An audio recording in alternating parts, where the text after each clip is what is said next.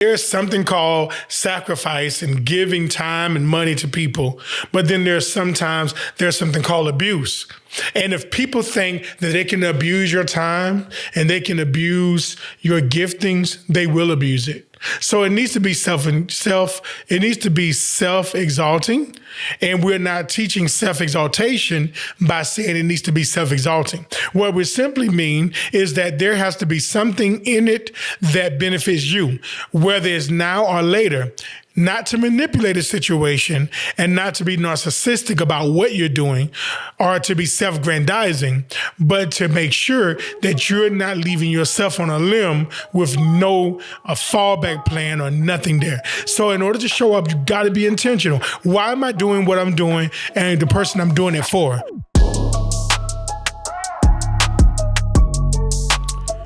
Good morning. Good morning. I am Fred Folston, and you are on the set of Fred Talk. We are grateful to be here with you another day, and we're thankful that Fred Talk gets to come into your ear space and your air space and your car and your house, your shower, wherever you're listening to me at. I just want to tell you thank you for being here for Fred Talk. I was talking to a friend recently the other day, and I just want to jump into it. We love being here every Tuesday at 7 a.m. to spend time with you. And we were talking about his daughter having to go to court. And the judge said to the daughter, most people do not come to court, and they don't call the court, and they don't show up. And so we find them guilty in their absence. And the light went off in my head. I was like, what? And he was like, what are you talking about? I was like, hold on, bro. Hold on. Let's back this up. What do you mean? What do you mean? He was like, the judge says that we find them guilty in their absence. But because she was there, I say, keep going. She showed up. They dismissed the case. Bingo, boom, boom, boom, boom. I mean, I'm telling you, it was like confetti went off in my mind. And they were sitting there looking at me like they were stupid. And, maybe they don't think the way I think. It's okay. Nobody really thinks the way you think either, right? Well, God made us all to think differently and think like him, right? But watch this. I want you to hear this. If you're absent, they then can find you guilty because you didn't show up to even look like it cared. And I just want to spend the next couple of minutes with you to tell you that you just got to show up. You have to show up and look like it cares, or look like you care about what you're showing up for. If you get a ticket and the police officer say to you, your court is May 1st. If you show up, I'll drop the ticket. How many of you would mark down that date, circle the date, and say, on May 1st, I got to be in court to get my charge dropped? You would make it imperative in your life to go and be there. You would be very intentional about making sure you got there on time, that you dressed appropriately, that you had a speech in your mind to tell the police, the lawyer, and the judge about what happened in this case, whether it can be a red light or no seat belt, or it could just be an accident, fender bender, or you may have witnessed something, whether it can be catastrophic or just something minor. The fact that you're going to be there and get something dropped or help somebody get a charge dropped, it becomes important. But yet in our normal day, our normal living, our daily lives, we don't deem it important enough to show up. We don't show up for our family. We don't show up for those who we love. We don't show up for our community. We don't show up for our church. Man, we struggle showing up for people, and ultimately we struggle showing up for ourselves. It's very important to me. I live in South Carolina, of course, as you know that, right? I live in Columbia, and I pastor Life Destiny Church, and I have an insurance business, Folston Insurance Group. And I told somebody recently that whenever something happens, I have to show up. That's really, really important because there are too many people depending on me. And what I'm starting to realize is that I got to depend on me too. I have to depend on me to show up. So I'm learning more and more that in order to show up, number one, I have to have something called intentionality. Let's talk about intentionality, because intentionality simply says I need to be intentional. I need to be determined about making sure that what I'm doing, it serves the interests of everybody and the interests of where I'm trying to go. They say in the streets, if it don't make dollars, it don't make sense. Maybe that's a little bit too extreme, but I will say this to you, that if it's not benefiting you economically, if it's not causing you to be in a better place, is it really worth you doing it? A lot of times we categorize what's helping and what's self-beneficial. There's something called sacrifice and giving time and money to people, but then there's something called abuse. And if people think that they can abuse your time and they can abuse your giftings, they will abuse it. So it needs to be self-exalting. And we're not teaching self-exaltation by saying it needs to be self-exalting. What we simply mean is that there has to be something in it that benefits you, whether it's now or later. Not to manipulate a situation and not to be narcissistic about what you're doing or to be self-grandizing, but to make sure that you're not leaving yourself on a limb with no fallback plan or nothing there. So in order to show up, you got to be intentional. Why am I doing what I'm doing and the person I'm doing it for? Is there a cause to this? They say that millennials was the first generation to do anything for cause. I argue with that, because the civil rights generation, those before me, they fought for civil rights. But then Black America got bored. We got bored because we thought that we arrived. We didn't see and hear about the struggle. We heard about racism, but we didn't hear about the struggle, those who were still in the trenches fighting for it. Now our children's generation has a cause now. We want to do everything for a cause, and we're going to protest for our cause, and our cause is the only cause ever on earth. Yeah, they're showing up, but are they intentional about showing up? The next thing is knowing the cause and effects about showing up. When he mentioned to me that his daughter got her ticket thrown out because she showed up, the cause of it was maybe her fault. She probably was the reason she got the ticket. But the offer of grace was there to say, if you show up, y'all hear me now? I'll be able to drop this ticket. Now, how is it that if a person says to you, hey, I'm going to give you grace, and I'm going to make sure that nothing ever bothers you if you just show up, wouldn't you show up? Even if you are the reason why a person comes at you a certain way, if they say, if you just show up, I'll forgive you. The cause is something you probably did. The effect is that because you showed up, I'm going to forgive you. We had an argument. Let's meet at Waffle House. Let's talk it out. After we talk it out, I forgive your debt. I forgive your offense. I forgive you because you showed up. You may have caused it, but because you showed up, there's an effect. The other thing that I think about when I think about just showing up is that people are watching you. The third reason you got to show up is because you want to promote other people to show up.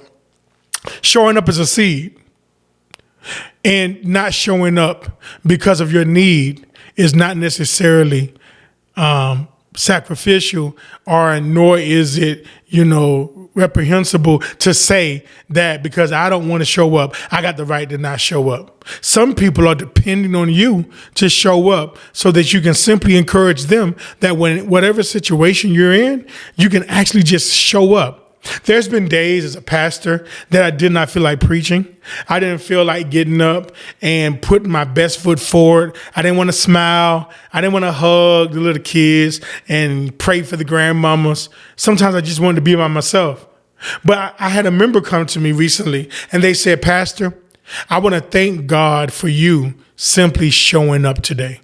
And they said to me, because I knew your struggles. And when you got up to preach, I saw the strength of the Lord empower you. I want to thank you for showing me today how to continue showing up. Do you know how powerful that was for somebody to look at me and not necessarily know everything I'm going through, but to have remnants of my frustrations and some of my aggravations, and to say thank you for showing up? How powerful was it for me to hear them say, you showing up encouraged me to keep showing up? People need to see you show up. You need to show up on your job today. Some of you are listening to me on your way to work and you're like, man, I don't want to be here. But somebody's watching you and they're on the verge of quitting. And if they quit, it will make your job harder.